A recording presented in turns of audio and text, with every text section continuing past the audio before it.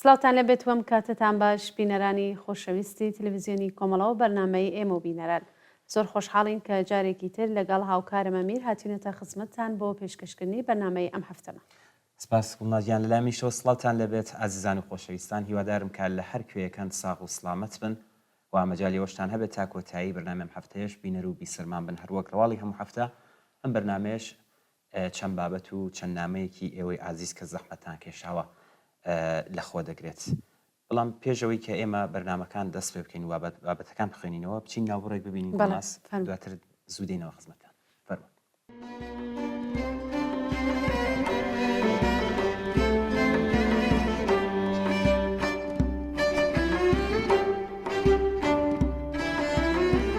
خۆزگەم بە ساڵی ڕابردوو عەمری کورتی دڵداری بوو لە پڕ هاتوو لە ناکاوچوو دەبەرباد دنیارەزوو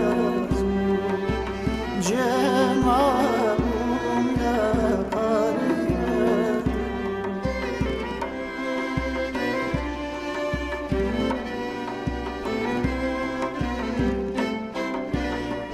خۆزگەم بە ساڵی ڕابردوو عەمری کورتی دڵداری بوو لە پڕ هاتوو لە ناکەوچوو دەبەرباد دنیارەزوو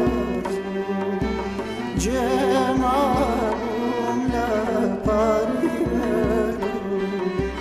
بڵێن بە یار بڵێن بە یار یاری نازدار سەد هەزار جار خۆزگەم بە خۆزگەم بەپار بڵێن بە یار بڵێن بە یار یاری نازدار سەد هەزار جار خۆزگەم بەپار خۆزگەم بەپار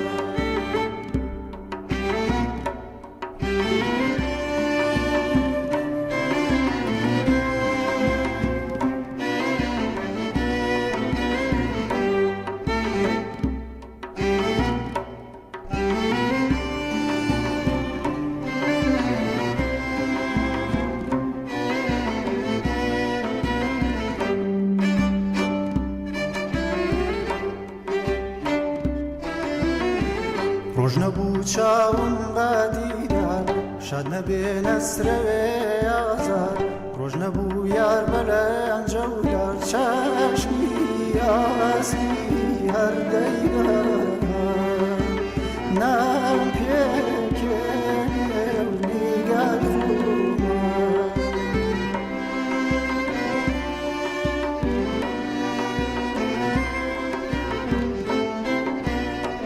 ڕۆژ نەبوو چاوم بەدیدار شاد نەبێ نەسرەوێ ئازار ڕۆژ نەبوو یار بەلەنجە و یار چەشمی یاسمی هەردەیبەر نام پێکێنی و نیگەر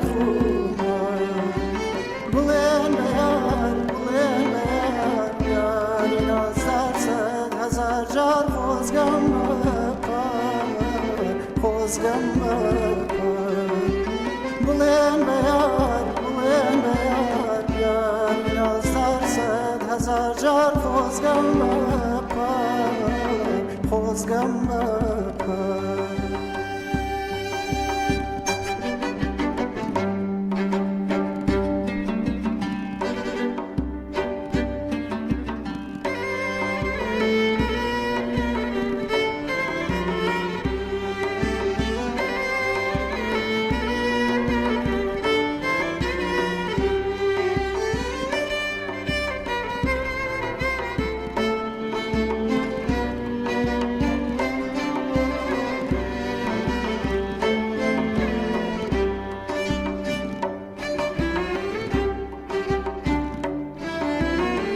بڵێن بە یار بێنە و چاوێ دیمەن لە تایە و دووری تاوێ ئەگڕش لە فێرمیست لە فاوێ با یادی باڵا و یارێ چاوڕەشێ بیری جافاوێ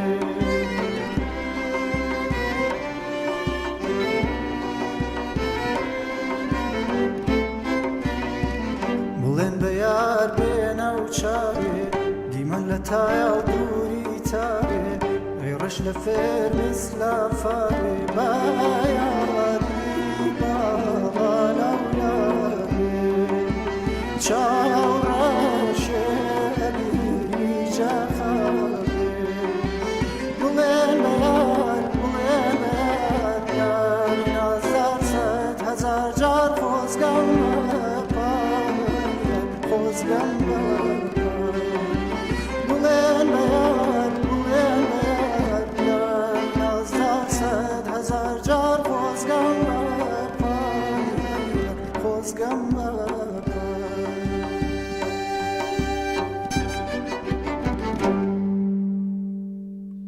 ئەمیر هەفتەیە ڕابردوو ڕۆژی شەمە هاوکات بوو لەگەڵ ڕۆژی جیهانی ژن. بە پێی هەواڵانەی کە لە سوسیال میدیا بڵاوبوونەتەوە لەم ڕۆژەدا ژنان و پیاوانی ئازادی خواست لە سەرتاسەری جیهان هاتن سەر شەقام جارێکی تر بەرامبەر بە سەرهەڵدانی بەرەی ڕاست و فاشیزم پێویستی دنیای ئەمڕۆیان بە ئازادی و یەکسانی بانگەواز کرد. لە ئێرانیش لەژێر سێبەری ڕەشی کۆماری دژەژنی ئیسلامی ئەگەرچی مەجال بۆ ئەم خۆپیشاندانانیە بەڵام بە شێوەی جۆر بەجۆر ژنان و پیاوان ئەم بانگەوازیان وتەوە هەروەکو چاوەڕوان دەکرا لە کوردستانی شۆڕژگەر بانگەوازی ئازادی و یەکسانی دەنگی بەرزتر بوو و لێرەش ژنانی شۆڕژگەر لەگەڵ پیاوانی بەرابەری تەڵەب بە شێوەی جۆر بەجۆر ڕێزیان لە ڕۆژی جیهانی ژن وەکو سمبۆلی دژایەتیکردن لەگەڵ نابەرابەری و بێعەدالەتی لە کۆمەڵگای تۆندراودا بە کولتوری پیاوسالاری کرد. جارێکی تر دژ بە یاساکانی دژ بە ژن و دژ بە ئازادی دەنگیان بەرز کردەوە. بەڵێ گوڵناس ڕۆژی جیهانی ژن ئەمساڵ لە ئێران و کوردستان مانایەکی تری بەخۆیەوە گرتیانی مانای سەرکەوتن بەسەر یاسای حیجابی زۆرم لێ وەک سمبولی سوکاتیکردن بە ژن بوو. ساڵانی ڕابردوو ژنان و کچان لە نەبەردێکی قارەمانانە لە شقام و ناوەندەکانی کار لە قوتابخانە و زانکۆ لە مۆسیقا و سینەما هونەر و ئەدەبیات و لە ناو بنەماڵە و کۆمەلگادا ئەوەندە توانیان لەم سەنگەرەدا مقاومەتیان کردووە سەرنجام توانیان دوو فاکتۆر واتە ویستی و خواستی خۆیان بە کۆماری ئیسلامی تەحمیل بکەن. فاشیزمی ئاینی هیچ ڕێگایەکی جگە لە سەرکوتی بێبەزەیانە بۆ نەماوەتەوە. ئەم ئاستە لە سەرکوتی و تونوتیژی لە دژی ژنان نیشانەی هێزی خەباتگێڕانەی ئەو ژنە بوێر و چاو نەترسانەیە کە زەویان لە ژێر پێی دەسەڵاتی ئاینیدا هێناوەتە لەرزە. بێگومان ئەم نەبەردە ئیدامەی دەبێت تا فەتحی سەنگەری زۆرتر. بەڵێ ئەمێر ئێمە مەراسمێکی گەورەی جەماوەری ترمان لە پێشە کە ئەویش مەراسمەکانی نەورۆزە. دەزانین کە ساڵانی ڕابردوو ژنان و کچان ڕۆڵی زۆر بەرچاویان لە بەڕێوەبردنیان مەراسمانەدا بوو و بێگومانیش ئەم ساڵیش هەروە دەبێت. لێرێژ وە لەم مەراسمانەدا کە لە ڕۆژانی نەورۆز بەڕێوە دەچێت ژنان و کچان بە جلوبەرگی ڕەنگە و ڕەنگ شان بەشانی پیاوان جارێکی تر لەگەڵ نوێبوونەوەی سرۆشت ئاوازی ئازادی و بەرابەری بەرز دەکەنەوە. هەروەکو لە هەواڵەکاندا دیارە هەر لە ئێستاوە خەڵکی ئێران و بەتایبەت خەڵکی کوردستان خەریکن خۆیان ئامادە دەکەن کە بە بەشداری گەرموگۆڕەوە لە مەراسمەکانی ڕۆژی نەورۆز ئەم جارەیان بە زمانی سرود و گۆرانی و بە سەما و هەڵپەرکێ درێژەی خەباتووی و خۆراگری خۆیان دژی ستەم و نابەرابەری نمایش بکەن. بەڵێ وایە گوڵناس لە ڕاستیدا نەورۆز جەژنی بەهار و ساڵی نوێ سمبولی ژیانەوە نێبوونەوە و سەرکەوتنی ڕووناکی بەسەر تاریکیدایە. بۆیە نەورۆز زیاتر لە جەژنێکی نەتەوەیە سمبولی بەرخۆدان و خۆراگریەوە هێمایەکی گرینگە کە خەڵکی کوردستان تێیدا جارێکی تر بە هاوپشتی و هاودەنگی خۆیان دێنە سەر شانە و موژدەی ژیانێکی نوێ بە یەکتر ئەدەن. نەورۆز بۆ خەڵکی کوردستان نیشاندانی هێزی یەکگرتووی و هیوایە بۆ داهاتوویەکی باشتر. لە کاتێکدا کە جیهان ڕوبەڕووی گۆڕانکاری و ئاڵنگاری دەبێتەوە نەورۆز یادمان دەخاتەوە کە بەهار هەمیشە دێت دوای زستان و ژیان بەردەوام دەبێت لە نێبوونەوەدا. نەورۆز وەکو جژنی بەهار و ساڵی نوێ دەرفەتێکە بۆ پێشوازیکردن لە وەرزێکی نوێ. ئەم جەشنە جوانە بە هەموو نەریت و ڕێوڕسمە ڕەنگا و ڕەنگەکانیەوە یادمان دەخاتەوە کە ژیان بەردەوامە لە نوێبوونەوەدایەوە هەمیشە دەرفەتێک هەیە بۆ دەستپێکردنەوە.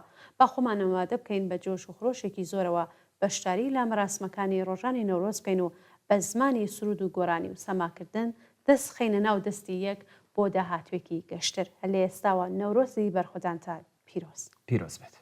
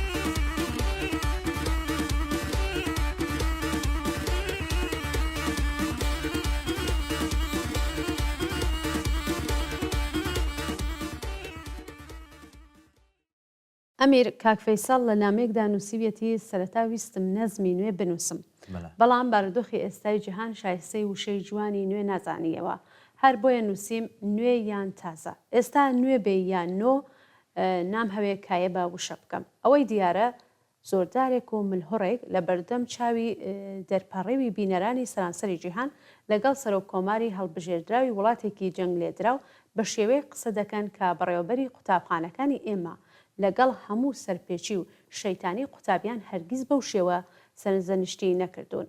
ئەم دیمەنە سەرسوورهێنەرە نمونەی ڕاستیەکی حاشا هەڵنەگری دنیای ئەمڕۆیە کە ئێمە لە ئێستادا ڕوبەڕووی دەبینەوە و دنیای زلهێز و ملهۆڕەکانی سەرمایەداریە.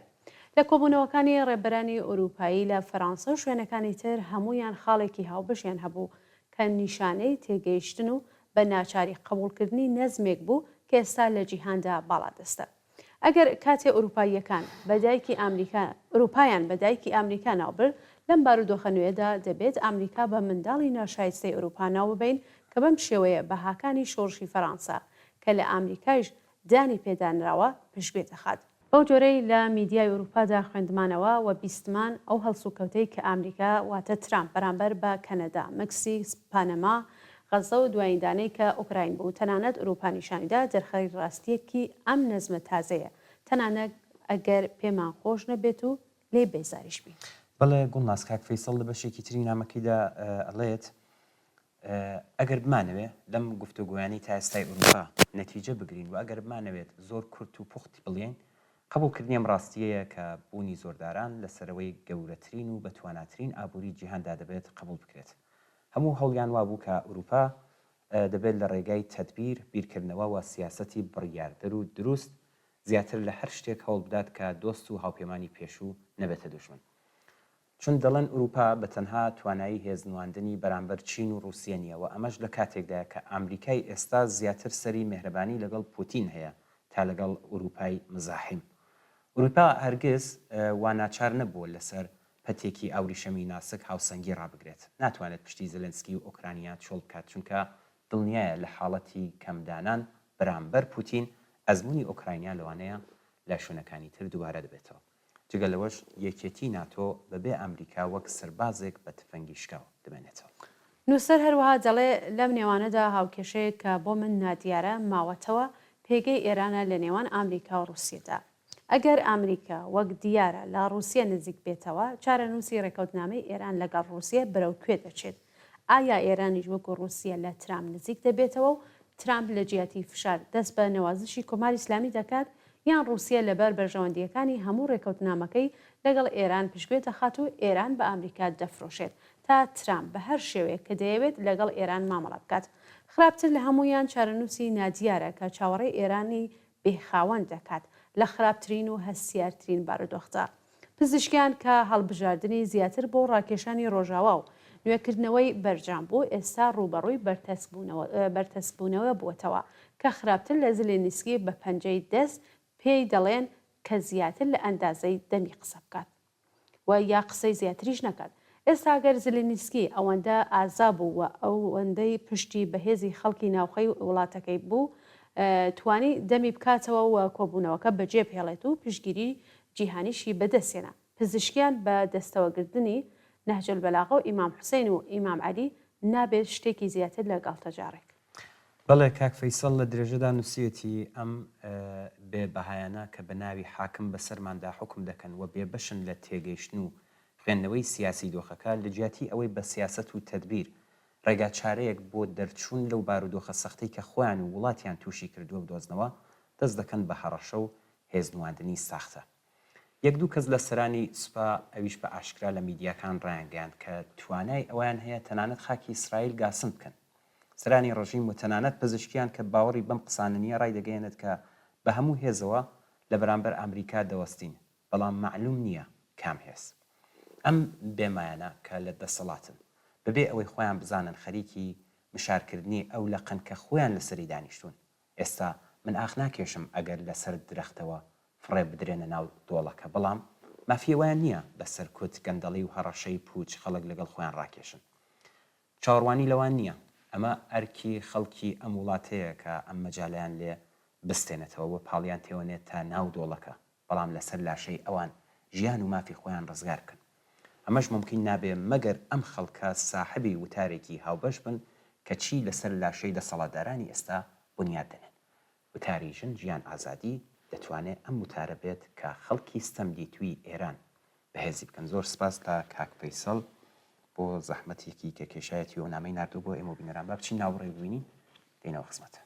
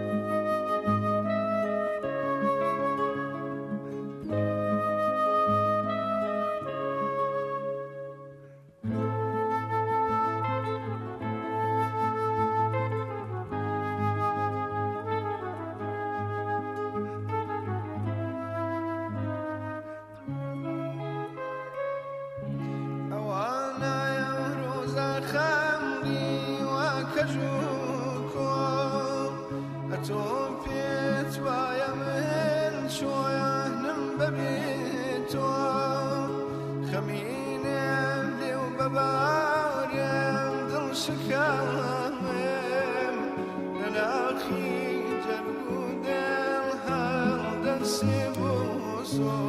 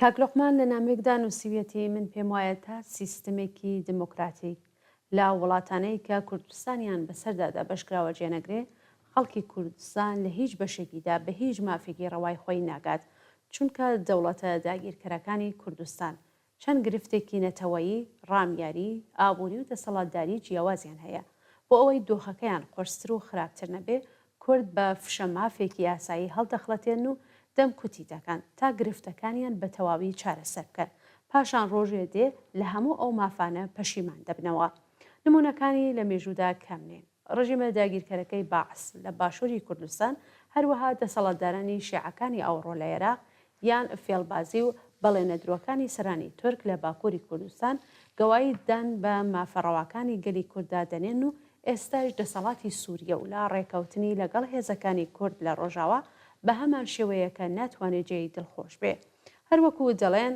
مانگە شەویش سەر لە ئێوارە دیارە فێڵبازی داگیرکەرانی کوردستانیش هەروایە لە سەرتاوە دیارە بەڵێ کاک لوقمان لە بەشێکی تری نووسراوەکەیدا دەڵێت چاو لە دۆخی ئێستای وڵاتانی داگیرکەری کوردستان بکەین بە ئاشکرا هەموو مافێکی دیموکراتیک لە هاوڵاتیانی تورک و فارس و عەرەب پێشێل دەکەن چۆنە ئێستا کەوتونەتە بیری داوای دیموکراتیکی خەڵکی کوردستان کە گویا بەنیازن چارەسەری بکەن ئەگەر وردبینەوە بە یەک ناخوات ئەگەر وڵاتێک بەنیاز بێ کێشەکان چارەسەر بکات دیارە مافە سەرەتاییەکانی خەڵک بە گشتی دەسەلمێنە ئەمجار دەکرێت باوەڕ بکرێت بۆی کە نیازی چارەسەری کێشەی خەڵکی کوردستانیشی هەیە ئێستا کاتێک لەژێر گوشاری چەندلایەنە باسی چارەسەرکردنی کێشەی کوردەکەن بۆ بەدەستهێنانی دەرفەتی باشتر بۆ دەسەڵاتی خۆیان جاگەروانیە بۆچی تا ئێستا لە عێراق خاڵەکانی مادەی 140 کە دەستوریشە جێبەجێ نەکراوە کاک دەڵێ نامهەوێت باسی کێشە ناوخۆیەکانی هێزەکانی کوردستان بکەم کە مەجال دەکاتەوە بۆ داگیرکەران ئیسفادەی لێ بکەن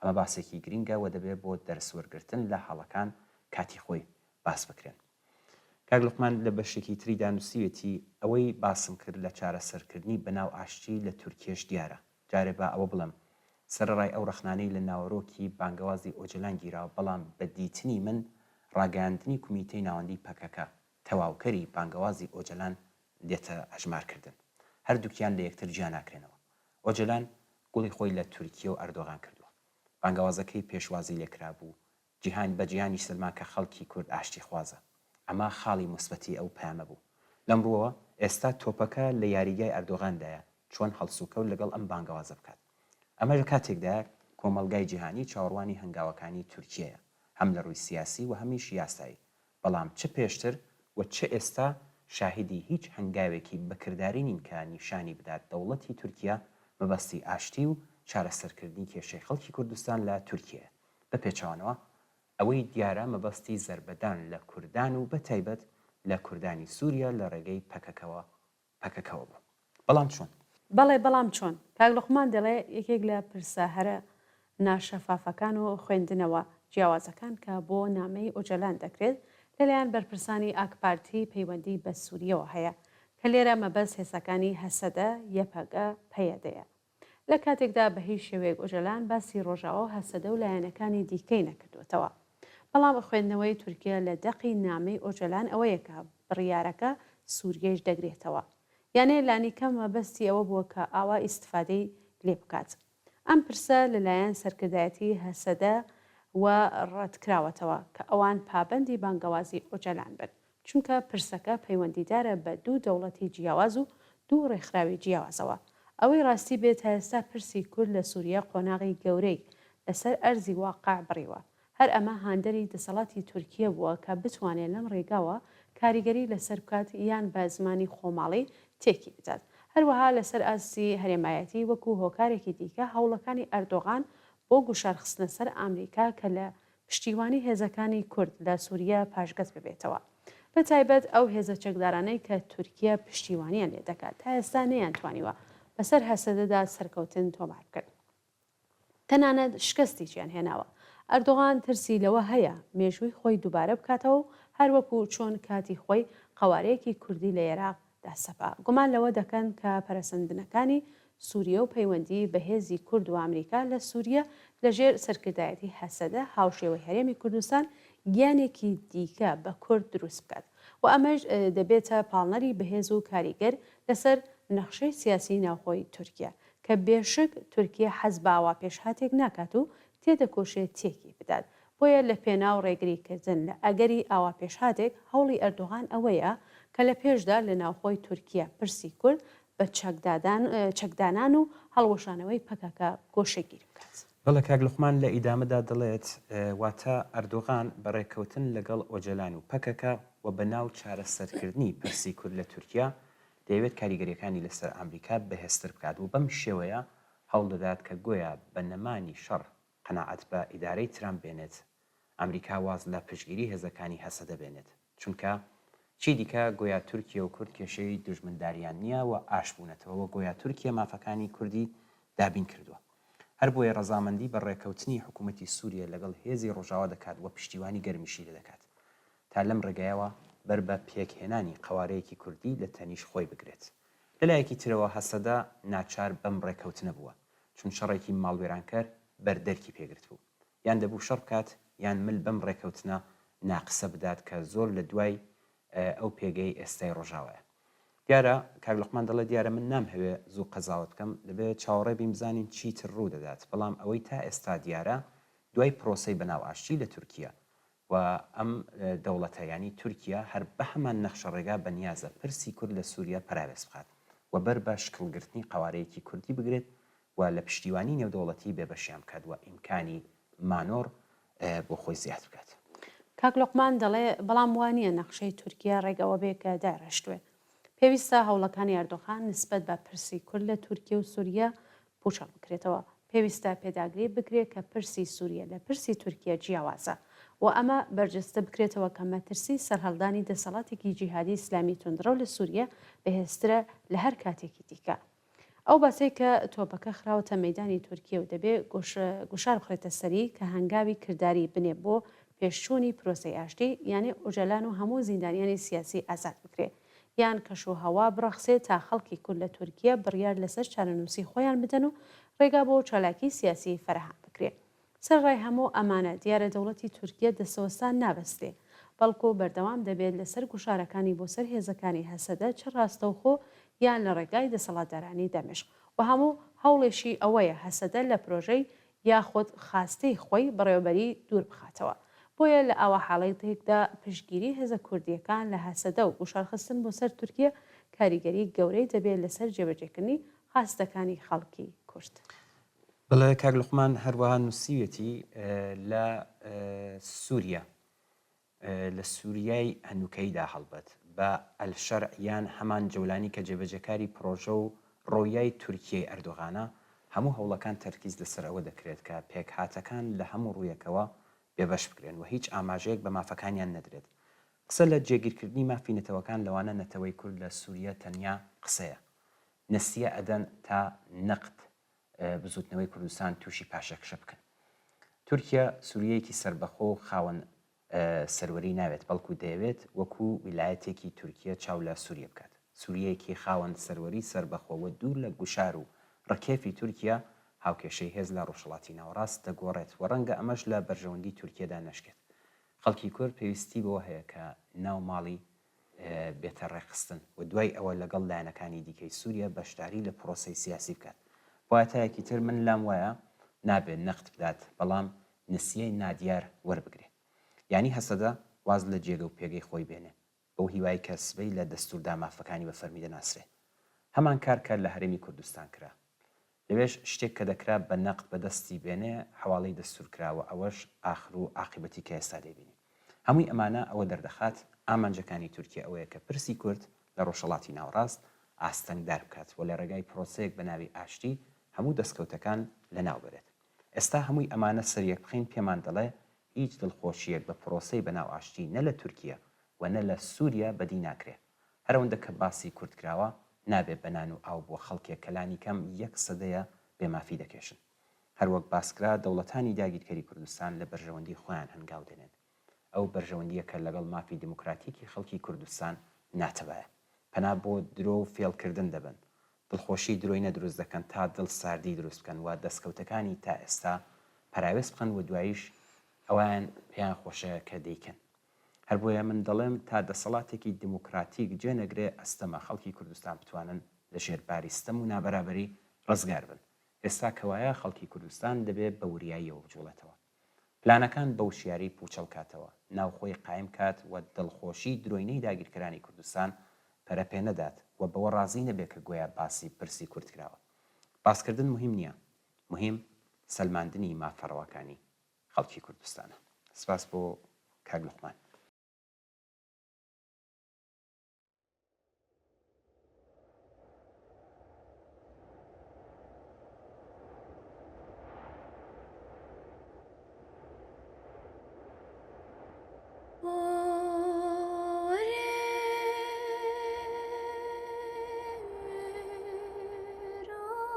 Tevzin her çomrov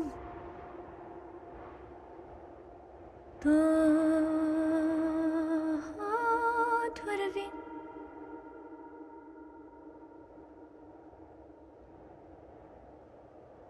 Girin kole Kole yesbahi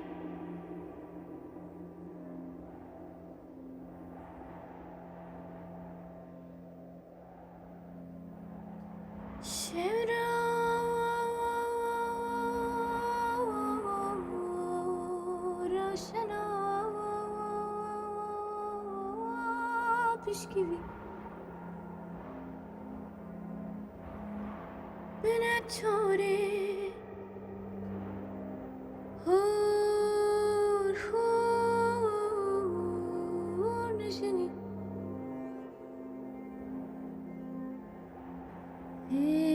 Vyadaika Venemri Ha venemri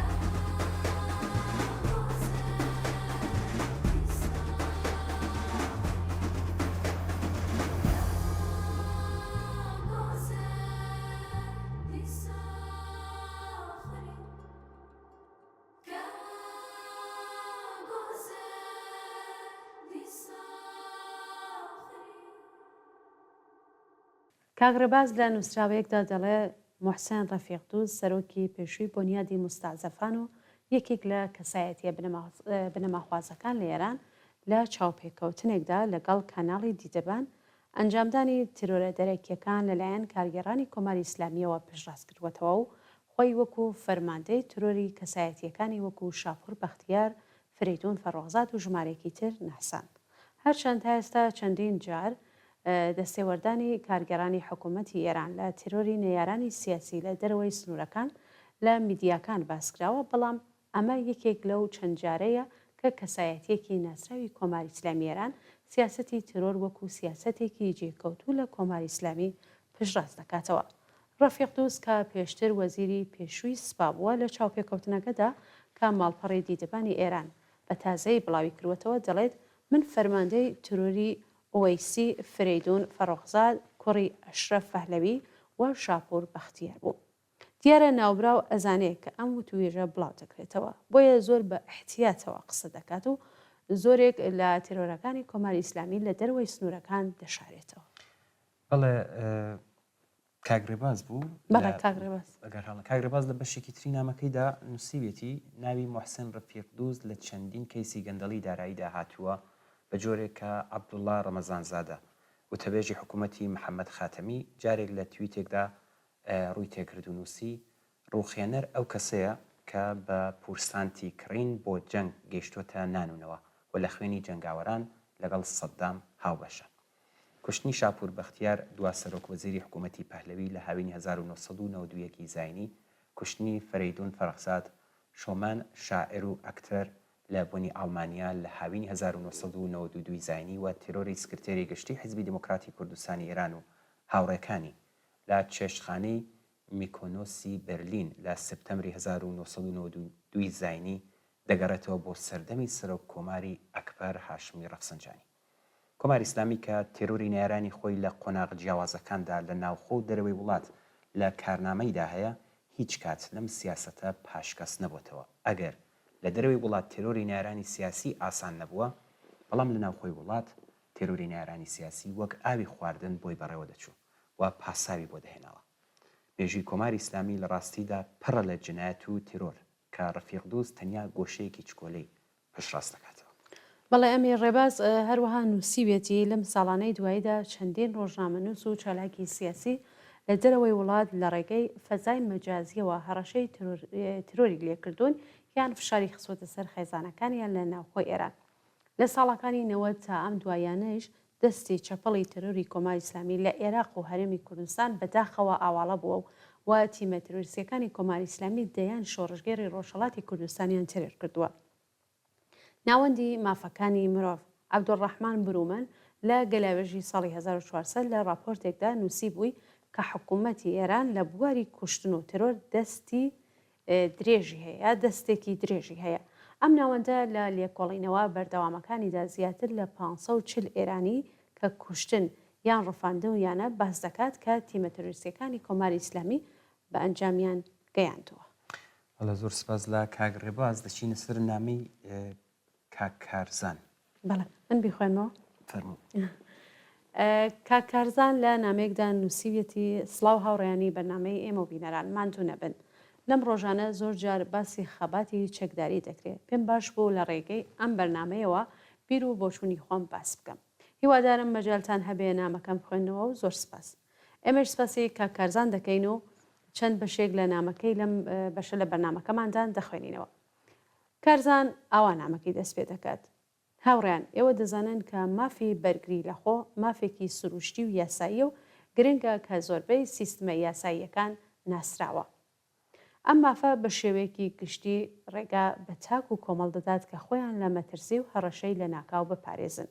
هەرچەند پەیماننامەیەکی نێودەوڵەتی بەڕۆنی مافی بەرگری لە خۆ دیاری نەکردووە، بەڵام بنەماکانی لەگەڵ مافە سەرەکیەکانی مرۆڤ بە تایبەت مافی ژیان و ئاسایش هاوهانگاون. فەلسەفەی مافی بەرگری لە خۆ لەسەر بنەمای ئەوەدا مەزراوە کە هەر تاکێک مافی سروشتی بەرگری هەیە بۆ پاراستنی خۆی لە هەڕەشە و دەستدرێژیەک. هەرچەندە ئەم مافە گرنگە بەڵام سنووردار و بەرپرسیارانەیە. واتە بەرگری دەبێت لەگەڵ هەڕەشەیە کە بەڕادە و شێوەیەکی یاسایی و ئەخلاقی بێت. بەڵێ تاکەکان دەبێت پێش پەنابردن بۆ تونندوتنجی ڕێگای ئاشتیانە و دوور لە زیان تاقی بکەنەوە. ئەمانم بۆیە باس کرد تا بڵێم خەڵکی کورد وەک نەتەوە مافی بەرگریکردن لە خۆی مافێکی ڕەوایە کاکارزان ئەمەی نووسیوە. کاکارزان هەروە دەڵێت خەڵکی کورد خەڵکێکی ئازادی خوازەوە خەبات بۆ ئاشتی و ئازادی و پێکەوە ژیانی دەکات، چون لە ڕاستیدا مافەکانی لەم ڕێگایەوە بە ئاکام دەگات. بەڵام بە درێژایی مێژوو ئەوە داگیرکەرانی کوردستانن کە هەمیشە ئاشتی و ئازادی ڕەت دەکەنەوە وە جوابی داوای ئاشتی و ئازادی خەڵکی کوردیان بە پەلامار و سەرکوتکردن داوەتەوە. هەر بۆیە خەڵکی کورد بەرامبەر بەم پەلامار و سەرکوتگەریە ناچار بووە بۆ بەرگری لە خۆی پەنا بۆ چەک بەرێت. بۆچی چەک؟ بۆ خۆی داستانێکی تری هەیە، بەڵام هەرچی بێ ئەو کات بەهۆی سنەتی بەرگری چەکدارانە لە کوردستان ئەم شێوازە لە بەرگری بۆ خەڵکی کورد لە بەردەستتر بووە. کەوابوو کاتێک چەک و خەباتی چەکداری هاتە ئاراوە، ئەوە خەڵکی کوردستانین کە دەبێت لۆمە بکرێن کە گویان نەدەبوو پەنا بۆ چەک بەرن بە پێچەوانەوە. ئەوە داگیرکەرانی کوردستانن کە دەبێت لۆمە بکرێن کە بە هێرش و پەلامار و سەرکوتکردن ڕێگای ئازادی و ئاشتیان داخستووە. بە زمانی شەڕ و سەرکوت نەبێت قسەش ناکەن. کارزان لە ئیدامەدا دەڵێ کەوابوو دەتوانین بێژین خەباتی چەکداری یەکەم شقلی خەباتی دڵخوازی خەڵکی کوردستان بۆ گەیشتن بە مافەکانیان نییە. بە پێچەوانەی پرۆپاگەندەی داگیرکەرانی کوردستان ئەوە ئەوان بوون کە جگە لە چەک هەڵگرتن ڕێگایەکی تریان نهێڵاوە بۆ ئەوەی ئەم خەڵکە بتوانن بۆ سەلماندنی مافەکانیان لەو ڕێگاوە بەرگری لە خۆیان بکەن. لەوانەیە پرسیار ئەوە بێت دەی بۆ ئێستا پەنا بۆ چەک نابن. ڕێگایەکی دیکەتان بۆ بەرگری لە مافەکانی خۆیان گرتووەتە بەر؟ یەکەم بەو دەلیلەی کە خەباتی چەکداری سنووردارە و هەموو کەسێک ناتوانێت تێدا بەشدار بێ. دووهەم ئەم شێوازە لە خەبات پاش ماوەیەک تووشی مەحدودیت دەبێ و ناتوانێت خۆی بە قەوڵێک باسازی کاتەوە. سێهەم و خاڵێکی زۆر گرنگ ئەوەیە کە خەباتی چەکداری پێویستی بە پشتجەبهەی محکەم هەیە. هەمووی ئەمانە سەرگێک بخەین خەباتی چەکداری ئەگەرچی کاریگەری خۆی بوو بەڵام پاش ماوەیەک تووشی مەحدودیت بووە. ئەم شێوازە مەحدود بووە و بەڵام بەرگری لە مافەکانمان ئیدامەی بوو. کە بەرگری ئیدامەی بێ خەڵک ڕێگایەکی تر ئەدۆزنەوە کە سەنگەری لێ بگرن بەرامبەر بە پەلاماری داگیرکەران و بۆ بەرگری لە خۆیان. لە هەلومەرجی ئێستا ئێراندا کاتێک خەڵکی ناڕازی بە دەسەڵاتی کۆماری ئیسلامی بەهێزی خۆیان توانیویان هاوسەنگی هێز بگۆڕن و ڕاشکاوانە شکڵی خەباتی مەدەنی تەحویل بکەن، خۆپیشاندان بکەن، ڕێپێوانکەن و مان بگرن ئیتر پەنا بۆ چەک نابن. لە خەباتی مەدەنیدا زۆر کەس بەشدارن، هەموو کاتێک دەتوانن خۆیان نوێ بکاتەوە و پشتیجی پەی شوێنی کار و ژیانە. ئێستاش خەڵکی ناڕازی لەم دەرفەتە کەڵگوەردەگرن و خەبات و تێکۆشانی خۆیان بۆ سەلماندنی مافەڕەواکانیان سەر ڕای هەر گوشارێکی کۆماری ئیسلامی لە سەنگەری خەباتی مەدەنی ئەم کارە دەکەن.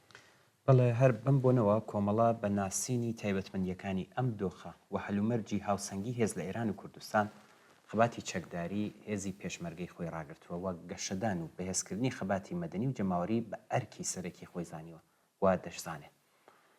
جاری وایە دەبیسترێت کە کۆمەڵە خەباتی چەکداری وەلاناوە. خەباتی چەکداری بە میل و ئیرادەی نە کۆمەڵە و نە هیچ هێزێکی سیاسی تر پێک نهاتووە تا بە ئیرادەی ئەوان بوەستە یان پەرە بسێنێت. ئەلبەت ئەگەر مەبەست شەڕی چریکی نەبێ. کاتی خۆشی کۆمەڵە خەباتی چەکداری لە کوردستان دانەمەزران پاشەوەی کە کۆماری ئیسلامی هەموو ڕێگایەکی بەست و پاش ئەوەی کە پەلاماری کردە سەر کوردستان خەڵکی کوردستان بۆ دیفاع لە خۆیان و مافەکانیان ئەو کات دەستیان برد بۆ چەک. کۆمەڵە و هێزەکانی تر هاتنە مەیدان و ئەم شکڵە لە خەباتی جەماوەری کە ناوی مقاومەتی لێنرا سازمانیاندا و هێزی پێشمەرگەیان بۆ ڕێخست. ئەو کات خەباتی چەکداری بەهۆی مێژوویەکە لە بزوتنەوەی کوردستاندا هەیبوو وەک شکلێک لە خەبات هاتە دەستوری بزوتنەوەی کوردستانەوە. کۆماری ئیسلامی ڕێگایەکی ترینێش بووە. هاوسەنگی هێز بە قازانجی خەباتی مەدەنی نەبوو. ئەمڕۆ وەزعەکە گۆڕاوە. هەروەک کە باس کرا ئەگەر خەباتی چەکداری بەرتەس کراوەتەوە بەڵام خەڵکی کوردستان هاوکار لەگەڵ خەڵکی تینووی ئازادی و بەرابەری لە سەرانسەری ئێران توانیویانە هاوسەنگی هێز بگۆڕن و خەباتی جەماوەری لە شکلێکی تردا بۆ سەلماندنی مافەکانیان بگرنە دەستەوە. هەرچەندیش سەرکوتگەری کۆماری ئیسلامی دژایەتی بکات ناتوانێت بەری پێ بگرێت، چون وەک خەباتی چەکداری نییە کە سنووردار بێت. دەتوانێت خێرا خۆی نێ بکاتەوە و هێزیت زۆرتریش بگرێت. نمونەکەشی کێشەی حیجابە کە جەماوەری بەوە و سەرڕای ئەو هەموو تند و تیژی نواندنە لەلایەن کۆماری ئیسلامیەوە سەرنجام ناچار بە پاشەک شەکرا، چون هێزی دەگرت و خۆی تازە دەکردەوە. کارزان لە بەشێکی تری نامەکەیدا نووسیوێتی ئێستایشی لەگەڵ بێ خەڵکی کوردستان خوازیاری مافە سەرەتاییەکانی خۆیان و باشترین ڕێگە هەبوونی کەشوهەوایەکی ئازادانەیە کە تێدا ئەم مافانە کە زۆربیان لەگەڵ مافی سەرەتایی خەڵکی سەراسەری ئێران گرێدراوە لە ڕێگای دیالۆگ و گفتوگۆکردن ڕێگای گۆنجاوی بۆ دابینکردنی فراهەم بکەن. بەڵام دەزانین تا کۆماری ئیسلامی لە دەسەڵات بێ ئەنجام ناکات. هەر بۆیە خاستی ڕوخاندنی کۆماری ئیسلامی بووتە خاستێکی سەرەکی نەتەنیا خەڵکی کوردستان بەڵکو و خەڵکی سەراسەری ئێران. تەنیا ڕوخاندنیشی کافی نییە، بەڵکو گرنگتر ئەوەیە کە دوای ڕوخاندن کام دەسەڵاتی سیاسی دەتوانێت پارێزەری مافە سەرەتاییەکانی نەتەنیا خەڵکی کوردستان بەڵکو و خەڵکی سەراسەری ئێران بێت کە جارێکی تر پیشەی هێرش و پەلامارهێنان نەبێت، جارێکی تر سەرکوتگەری سیاسەتی نەبێ و جارێکی تر وەڵامی داخوازی ڕەوای خەڵک بەگرتن و زیندان و ئەشکەنجە و ئێدامکردن نەداتەوە.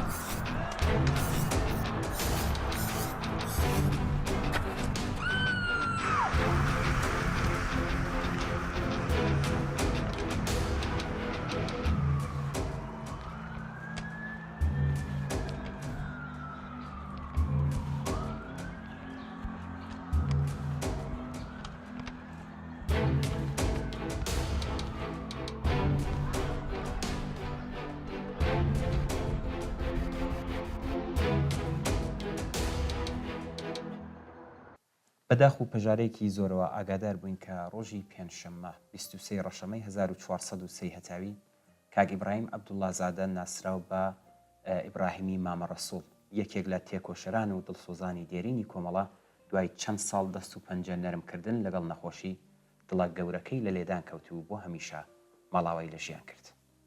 کاک ئیبراهیم ساڵی 1325 هەتاوی لە ئاوایی قەڕەڵی سەر بە شاری بۆکان لە بنەماڵەیەکی خۆشنا و زەحمەتکێش چاوی بە ژیان هەڵێنا. لە ڕاپەڕینی ساڵی 1357 جەماوەری خەڵکی ئازادی خوازی ئێران لە دژی دەسەڵاتی پاشایەتی وەک هەر لاوێکی دڵپڕ لە هیوا و تینووی ئازادی و بەختەوەری ئینسانەکان چالاکانە بەشداری کرد. دوای هاتنە سەرکاری کۆماری ئیسلامی و ئاشکرابوونی هەڵسوڕانی کۆمەڵە بوو بە یەکێک لە تێکۆشەران و هەڵسوڕاوانی دڵسۆزی کۆمەڵە و بە هەموو شێوەیەک یارمەتیدەر و پشت و پەنای هێزی پێشمەرگەی کۆمەڵە لە ناوچەی بۆکان و سەقز و مەعاباد کە بەردەوام هاتوچۆی قەڕەڵی و ماڵەکەیان دەکرد.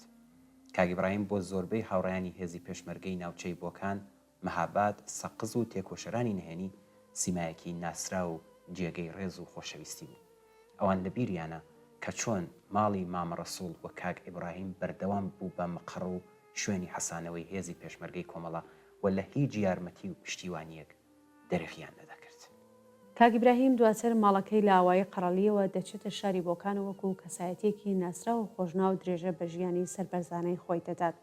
هاوڕێ ئیبراهیم وەکو ئینسانێکی زەحمەتکێش لە ڕێگەی دەستفرۆشیەوە ژیانی خۆی و بنەماڵەکەی دابین دەکرد و تا دواساتەکانی ژیانی وەکو تێکۆشەرێکی دڵسۆز و بە ئەمەگی کۆمەڵا و ڕێبازی سۆسیالیستی و دژ بە کۆماری ئیسلامی و ستەم و چەسانەوە لە کوردستان مایەوە و لە هەوراز و نشیوەکانی ژیانی سیاسی و تەشکیلاتی ئێمە وەکو هاوڕێی بە وەفای کۆمەڵەوە حیزبی کۆمونیستێران چالاکی دەکرد و لەگەڵ کۆمەڵەدا لە پەیوەندیدا بوو. هەموو ئەو کەسوولایەنانەی کە لە نزیکەوە کاک ئیبراهیمیان دەناسی بە مەرگی ناوبراو خەمبار بوون. جێگەیان ماژەیە کە تەرمی کاک ئیبراهیم ڕۆژی پێنجشەممە ڕێکەوتی 23 ڕۆژەمەی 1403 هەتاوی لە نێو خەم و پەژارەی زۆری بنەماڵە خزم و دۆستان و بە بەشداری گەرمەگوڕی جەماوەرێکی زۆری خەڵکی ناوچەکە لە گۆڕستانی بۆکان بە خەکسپێردا.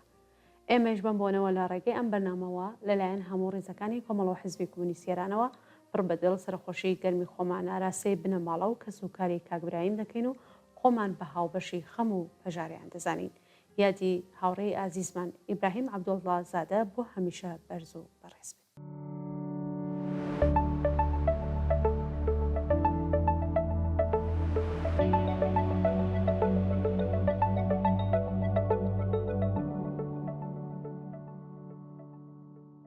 لە شاری سەقزەوە هاوڕێیانمان نامەیەکیان بۆ ڕێزگرتن لە یادی دایە تەلێعا سەعیدزادە بۆ نردوین کە بە خاترەیەک لەم دایکە عەزیزەوە نامەکە دەست پێ دەکات. لەم نامەدا نووسراوە لە هاوینە شەوێکی دێروەخت و لە نیوەی شەودا لەخەوە هەستام و لە کەتەی ئاردەکەی سەرتەندور پوتێ ئاردم هێنا دەرێ و ئارد و ئاوم لە سوێنەکە تێکەڵ بە یەکدا کرد و هەویرەکەم هێشتا لە زەردەماڵ دەرنەهێنا بوو. تەقەیەکم لە دەرگاتەنەکەکەی حەوش هەست پێ کرد. هەردووک دەستم بۆ پوخت و شێلاندن لە هەویرەکە هەڵچەقی بوو. بۆ دووارە هەستم بە لێدان و تەقەی دەرگاکە کردەوە. اینجا بەدەم شێلاندنی هەویرەکەەوە گوێی قۆڵاق بوومەوە و بۆ سێهەمین جار لە حەڵقە ڕێزی دەرگاکە کوترا. ترومپای دڵم لەم نیوەشەوەدا کە هەمووی خەڵکی ئاوای نووسبوون و تەنیا جاروبارە دەنگی وڕینی سەگ و گەماڵەکان لە دوورەوە دەبیسترا ئەوە بوو یەک بە دوای یەکدا دڵم بە توندی لێی دەدرا بە پەلە دەستم لە هەویرەکە داماڵی و لە چەند پلیکانێکی دەستچن لە قوڕ و خەشت بەرەو دیوەخان ڕۆشتم و بە هێوری باوکی منداڵەکانم بەخەبەر کردەوە پاشان لە دەلاقە بچکۆلەکەی هۆدەکەوە ڕوو بە کۆڵان سەیری دەرەوەی بەردەرکی ماڵەکەمانە کرد و دیتمان پیاوێک خۆی لە تاریکیەکەدا حەشاردا بوو. وتم کێی؟ هادوتی خۆمانم. وتم خۆمانە وەکو چێ؟ وتی عەبەم لە جەماعەتی کۆمەڵە. پلیکانەکانم بە دووسێ هەنگای و هاویشت و دەرگاتەنەکەکەی حەوشم بە ئەسپایی کردەوە. جەلامێ پشت دەرکەکە بە شەلەشەل خۆی بە ژووری حەوشەکەدا کرد. لاقی بریندار بوو. ڕاپێکی ژێرخان و پشتەوەی ویشکەدارە هەڵچرانەوەکان کراوە ئەمە لە حاڵێکدا بوو کە ماندووی و برسێتی و تونیەتی تەنگی پیاڵچنی بوو. بەم هۆیەوە برینی لاقی لەبیر چووبەوە. بە پەلا نان و ڕۆنەکەرە و پەنیر و ماستم لە مجۆمە هاویش و تێر و تەسەل لە خواردن بوو. پاشان بۆ ساڕێژی برینەکەی بە بۆسۆی پەڕۆکۆن و هێندێ لۆکە و کەتان و ئەلکول و بێتادین لەگەڵ خانکاری تیمار و دەرمانی وەکرا. خەم لە دڵ و کۆڵ نیشت بوو. شەو ڕۆژ تێدەپەڕا و لە مەترسی و چاوەڕوانی ئەوەدا بووین کە راپۆرتێ یاخۆت هێرشێکمان لەسەر بکرێت. بۆیە لە نیوە شەوێکدا هاوڕێ عەبا بە کۆڵ هەڵگرتن بۆ ماڵێکی دیکە لە ئاوایی دوور خرایەوە و حەشاردرا. پاشان و لە ئەنجامدا عیلاج و دەرباز کرا. کاک عەبەم هاوڕێ لەگەڵ گیان بەخت کردو بێهروز کەرەمی بۆ ئەرکێکی تەشکیلاتی لە ساڵی 63 هەتاوی لە نێو شاری سەقز کەوتنە بۆسەی بەکرێگیراوان و هێزەکانی ڕژیم و لە ڕاوەدونانێکی کۆڵان بە کۆڵان هاوڕێ بێهروز کەرەمی لە گەڕەکی دوخانیات و بەهەڵە لە کۆڵانێکی بربەست گەمارۆدرا و بەداخەوە ینی ئازیزی بەخت کرد و هەروەها هاوڕێ عەبەش بە برینداری لە دەرفەتێکدا توانی لەم بەسەرهاتەدا خۆی ڕزگار بکات. ئەمە یاد و بیرەوەری خاترەیەکە لە ساڵوەگەری دایکێکی دڵسۆز و بوێر و خۆشەویست و مێهرەبان و گفت شیرین واتە دایە تەلێعا سەعیدزادە دایکی هاوڕێی گیان بەخت کرد و ئەنوەر شەریفی هەروەها پووری هاوڕێیان ناسر ساڵحی و تۆفیق ڕووزە بوو. کاک ئەنوەر ڕۆڵەیەکی ئازا و جەسووری نێو ڕیزەکانی کۆمەڵا لە گوردانی 26 شاری سەقز بوو. کاک ئەنوەر لە ماوەی سازماندان و چەک هەڵگرتنیدا لە جەولەی سیاسی نظامی لە مەیدانەکانی شەڕدا حەماسەی دەقوڵقاند و ئەرک و چالاکیەکانی بەجوانی بەڕێوە دەبرد. کاک ئەنوەر ساڵی 62 هەتاوی بۆ ماموریەتی بەرەو ناوچەی ئورومیە واتە سۆما و برادۆست بەڕێکرا و پاش ماوەی ماندنەوە و لەو مەڵبەندە لەگەڵ هێزێکی زۆر و زەبەڵاحی کۆماری ئیسلامی ڕوبەڕوو دەبێتەوە. پاشان وە لە ئەنجامی نەبەردێکی قارەمانانە کە فەرماندەی ئەو شەڕەی لە ئەستۆ بوو زۆر بەداخەوە گیانی ئازیز و خۆشەویستی بەختکرا. بەڵێ دایەتە لێئە لە دوا چرکەکانی تەمەنی چاوەڕوانی ڕۆژە لە ڕۆژانی دەکرد کە بۆ تاقەت جارێکیش بواە خۆی لەسەر گۆڕی کوڕە پێشمەرگەکەی کۆمەڵە بری وایەوە بەرد و گڵکۆی لە ئامێز کردپایە. بەڵێدایەتە لە ئەب بۆ میوانی و چاوپێکەوتنی کوڕەزا و خزم و کەس بەرەو شاری سنەچوو کە بەداخەوە لە ڕێکەوتی شەوی 4 ڕەشەمەی 1402 هەتاوی بەهۆی بە ساڵاتچووی لە تەمەنی 90 ساڵیدا تووشی جەڵدەی دڵهات و بۆ هەمیشە بەجێ هێشتین و بەتەنیا ئارەزوەکەی نەگەشت و لەگەڵ خۆی بۆ ژێرگەڵی برد. یادی دایەتە لێئە بۆ هەتایە بەرز و بەڕێز بێت.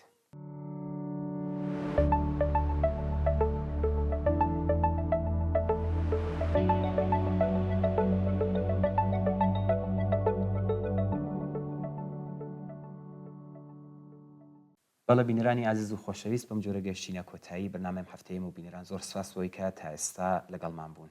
چاوەڕێی پەیوەندی ئێوەین بەو ژمارە تەلەفۆنی کە لەسەر شاشەی تەلەڤیزیۆنەکەتاندا هەیە. ئەگەر نامەیەک یا پەیامێک ڕاوبۆچوونێکتان هەیە لە ڕێگەی واتساپ و تەلەگرامی ئەم ژمارەوە دەتوانن بۆمان بنێرن. سپاس بۆی کە تا ئێستا لەگەڵمان بوون. زۆر سپاس بۆ ئەوەی کە تا ئێستا لەگەڵمان بوون. ماڵاوە.